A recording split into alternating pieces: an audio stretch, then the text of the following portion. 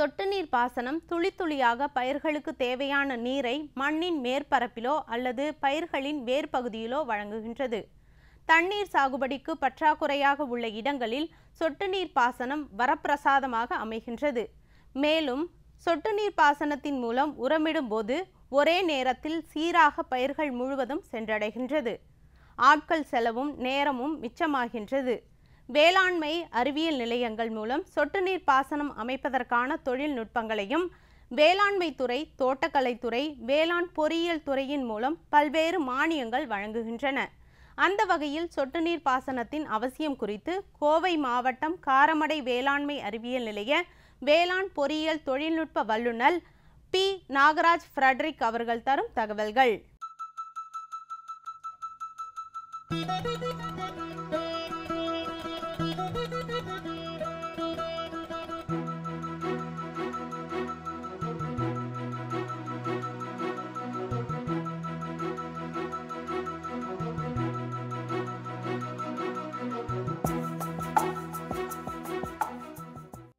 இப்போது பொதுவாக பார்த்திங்கன்னா விவசாயிகளுக்கு தங்களது வேளாண் விளைபொருள் உற்பத்திக்கு அடிப்படை காரணியாக இருக்கிறது மண் வளமும் நீர் வளமுமே ஆகும்.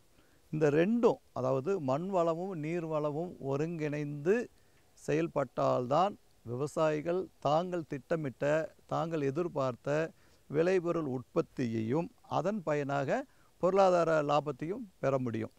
இதுதான் விவசாயத்தினோட அடிப்படை. இதில் பார்த்திங்கன்னா நம்ம முதலில் மண் வளத்தை பார்ப்போம். விவசாயத்துக்கு மண் வளம் அடிப்படை அப்படின்னு முதல்ல பார்த்தோம். எப்படின்னு பார்த்திங்கன்னா, எந்த ஒரு பயிராக இருந்தாலும் சரி, செடியாக இருந்தாலும் சரி, மரமாக இருந்தாலும் சரி, மண்ணோட வேலை என்னன்னா, அந்த மண் பரப்பில் வந்துட்டு பயிரிடப்பட்டுள்ள செடி கொடி தாவரங்களை வந்துட்டு புவியீர்ப்பு விசைக்கு எதிராக மேலே வரும்போது அந்த தாவரங்களுக்கு வந்துட்டு ஒரு நிலைத்த தன்மை வந்துட்டு கொடுக்கறது. இந்த நிலைத்த தன்மை கொடுக்கறது தான் மண்ணோட வேலை. அடுத்தது பார்த்திங்கன்னா, நம்ம நீர் வளத்தை பார்ப்போம்னால், நம்ம நீர்வளம் வந்து அடிப்படை வந்து மழை பொழிதலும், அடுத்தது அதன் பயனாக கிடைக்கக்கூடிய ஏரி பாசனம், ஆற்று பாசனம், கிணற்று பாசனம், இதன் வாயிலாக நம்ம வந்துட்டு என்ன பண்ணுறோம், விவசாயத்துக்கு வேளாண் விளைபொருள் உற்பத்திக்கு வந்து நம்ம என்ன பண்ணுறோன்னா, நீரை வந்துட்டு அதன் இடத்துல இருந்துட்டு எங்கே வந்துட்டு நம்ம பயிரிட்டு இருக்கிறோமோ வேளாண் விளைபொருளில் அந்த இடத்துக்கு வந்துட்டு தண்ணியை கொண்டு வர்றது அடுத்த கட்ட நடவடிக்கை. இதன் பயனாக தண்ணி வந்துட்டு இருக்கக்கூடிய கிணற்றிலிருந்துட்டு அல்லது ஆழ்குழாய் கிணற்றிலிருந்தோ அருகில் வந்துட்டு அந்த தண்ணி வந்துட்டு நம்ம செலுத்துகிறோம். அப்படி கொண்டு வரும்போது அது என்ன பண்ணுன்னா, மண்ணில் நீரோட வேலை, முக்கியமான வேலை என்னன்னு பார்த்திங்கன்னா, மண்ணில் கரைந்துள்ள இந்த செடி கொடிகளுக்கு தேவையான சத்துக்களை வந்துட்டு திட நிலையில் மண்ணில் இருக்கக்கூடிய சத்துக்களை வந்துட்டு முன்னமே சொன்ன மாதிரி பேரூட்ட சத்துக்களையும் நுண்ணூட்ட சத்துக்களையும் என்ன பண்ணுறதுன்னா, திடநிலையிலேருந்து எந்த ஒரு செடியும் எடுக்க இயலாது.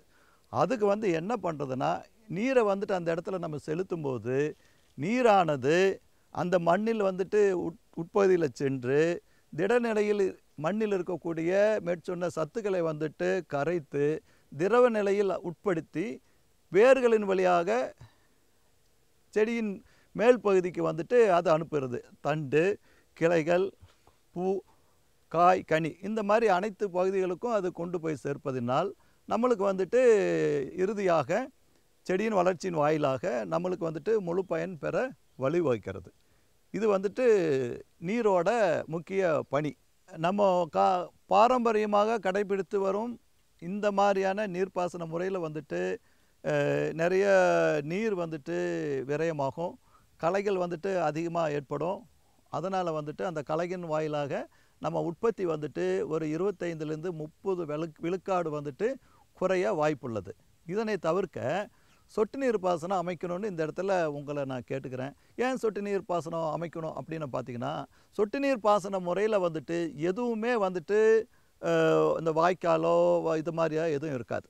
நீரானது கிணற்றிலிருந்து நேரடியாக பைப்பு வழியாக, குழாய் வழியாக ஓர் இடத்துலேருந்து நேராக வந்துட்டு தோட்டத்துக்கு, அதாவது மெயின் லைன், சப்மெயின், லேட்டல் அப்படிங்கிற 3 அமைப்புகளின் வாயிலாக நம்ம திட்டமிட்டு பயிரிடப்படும் பயிர்களின் வேர் மண்டலத்துக்கு வேர் பகுதிக்கே வந்துட்டு நேரடியாக சொட்டு சொட்டாக வந்து சேர்க்கப்படுகிறது.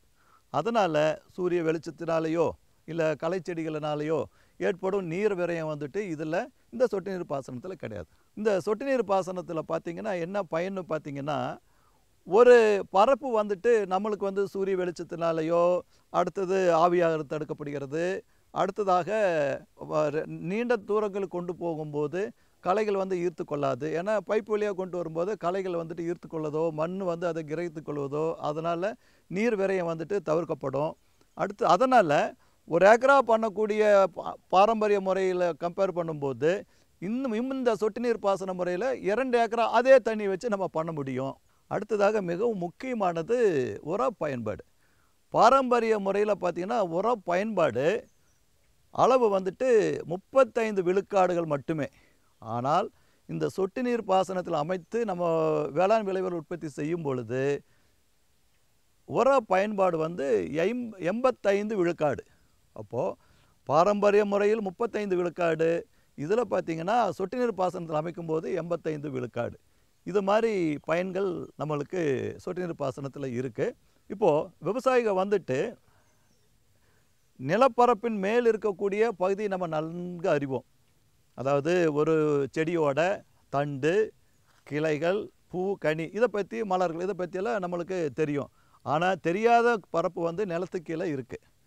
அது வேர் பகுதி. அது வந்து வேர் மண்டலம் என்று நாம் அழைப்போம். இந்த செடியின் வளர்ச்சிக்கு மிக முக்கியமானது வேர். வேர் வந்துட்டு என்ன, நீரோடு சேர்ந்து மண்ணில் இருக்கக்கூடிய கரைந்துள்ள திரவ நிலைக்கு உட்படுத்தப்பட்ட நீரை வந்துட்டு வேர்கள் வந்து தன்னகத்தை ஈர்த்து நிலப்பரப்பின் மேலே இருக்கக்கூடிய அனைத்து பகுதிகளுக்கும் வந்து கொண்டு சேர்க்கறதுக்கு உதவி புரிகிறது வேர். இப்போது நம்ம வந்துட்டு ஒவ்வொரு விவசாயியும் வந்துட்டு விவசாயம் பண்ணும்போது எந்த பயிரை பயிரிடுறோமோ அதுக்கு முன்னதாக மண்ணில் வந்துட்டு என்ன வளம் இருக்குது, என்ன வளம் குறைவாக இருக்குது ஒன்று. ரெண்டாவது வந்துட்டு நம்ம பயிரிடக்கூடிய பயிருக்கு பற்றாக்குறையாக இருக்கக்கூடிய சத்துக்கள் என்ன நம்ம மண்ணில், அதை பற்றி தெரிஞ்சிக்கணும். அப்போது வல்லுநர்கள் பரிந்துரைக்கப்பட்ட அளவில் வந்துட்டு சொட்டு நீர் பாசனத்திலேயே வந்து உரத்தை வந்துட்டு நம்ம செலுத்தலாம். வெஞ்சுரி மாதிரி ஒரு அமைப்பை ஏற்படுத்தி அதன் வாயிலாக இதில் வந்துட்டு உரத்தையும் வந்துட்டு சொட்டு நீர் பாசனத்தில் நம்ம கலக்கி அந்த வேர் பகுதிக்கே நம்ம அனுப்பலாம். இந்த நீர் மேலாண்மையில் முக்கிய பங்கு வகிக்கும். இந்த சொட்டு நீர் பாசனத்திலையும் அடுத்த கட்டமாக மேம்படுத்தப்பட்ட ஒரு நிலையில் வந்துட்டு நம்ம கட்டுப்படுத்துறதுக்கு ஒரு செயலி வந்துட்டு, அதாவது மொபைல் ஆப் வந்துட்டு புதிதாக உருவாக்கப்பட்டு அது வந்துட்டு நமது நிலையத்தில் இருக்கக்கூடிய சொட்டு நீர் அமைப்பில் இணைத்து எப்படி கட்டுப்படுத்தலாம், எவ்வாறு நீரை சிக்கனப்படுத்தலாம் என்பதை பற்றி ஒரு ஆய்வு வந்துட்டு தற்சமயம் நடைபெற்று வருகிறது.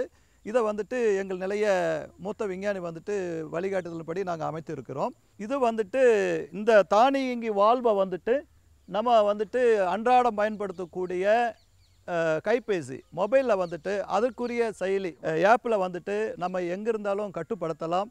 குறிப்பாக எங்கெங்கெல்லாம் வந்துட்டு இரவு கரண்ட்டு, இது வந்து கரண்ட்டை பொறுத்து தான் வந்துட்டு பாசன முறை அமையும். அந்த மாதிரி சூழ்நிலையும் கூட ஒவ்வொரு வால்வும் நேரடியாக போய் திறந்து ஆட்களே போய் நேரடியாக ஈடுபட்டு அதை வந்துட்டு கட்டுப்படுத்த வேண்டிய சூழல் வந்துட்டு இந்த 2 இன்ச்சு தானியங்கி வால்வு, அதாவது சொலனாய்டு வால்வு மூலமாக கட்டுப்படுத்தப்பட்டு இதை வந்துட்டு நீர் சிக்கனம் வந்துட்டு இதில் வந்துட்டு கிடைக்க வந்து இந்த வழிவகுக்கிறது. இதை வந்துட்டு நம்ம எங்கே இருந்தாலும் கட்டுப்படுத்தலாம். இதில் வந்துட்டு நம்ம கையில் இருக்கக்கூடிய இந்த கைபேசி வைத்துக்கொண்டு நம்ம தோட்டத்தில் அமைந்திருக்கக்கூடிய ஒரு 3 வால்வு இருக்குது, 4 வால்வு இருக்கக்கூடிய இடத்துல வந்துட்டு வால்வு 1, வால்வு 2, வால்வு 3, வால்வு 4 இந்த மாதிரி எந்த வால்வில் வந்துட்டு திறந்து நீர்ப்பாசன பகுதி நம்ம கொடுக்கணுமோ அந்த வால்வை மட்டும் நம்ம வந்துட்டு தோட்டத்துக்குள்ளே இருக்க வேண்டியதில்லை. நம்ம எவ்விடத்தில் இருந்தாலும் இந்த மொபைல் வாயிலாக கைபேசி வாயிலாக அதை கட்டுப்படுத்தலாம். இதன் வாயிலாக ஆட்செலவு வந்து குறைவு, பகல் இரவு என்று பார்க்க வேண்டியதில்லை. எல்லாத்தையோட முக்கியம் இந்த மொபைலில் நம்ம வந்து நீர் வந்துட்டு எந்த வால்வு வந்துட்டு திறந்திருக்கிறது, எந்த வால்வு வந்துட்டு அடைத்திருக்கிறது, எவ்வளவு மணி நேரம் வந்துட்டு நீர் பாய்ச்சப்படுகிறது போன்ற விவரங்களை எல்லாம் இந்த செயலி வாயிலாக நம்ம இருக்கும் இடத்திலேயே இந்த கைபேசி மொபைல் வாயிலாக பார்த்து நம்ம தெரிந்து கொள்ளலாம். இதன் பயனாக குறித்த பரப்பில் குறித்த இடத்தில் குறித்த நேரத்தில் வந்துட்டு நீர்ப்பாசனம் சொட்டு நீர் பாசனத்தில் அமைக்கிறதுக்கு இது பேருதவியாக இருக்கிறது. இது ஆய்வில் நல்ல நிலையில் சென்று கொண்டிருக்கிறது என்பதை இந்த நேரத்தில் தெரிவித்துக் கொள்கிறோம். மேலும் விவரங்கள் பெற பி. நாகராஜ் ஃப்ரெட்ரிக் அவர்களை 09952339747 என்ற கைபேசி எண்ணில் தொடர்பு கொள்ளலாம்.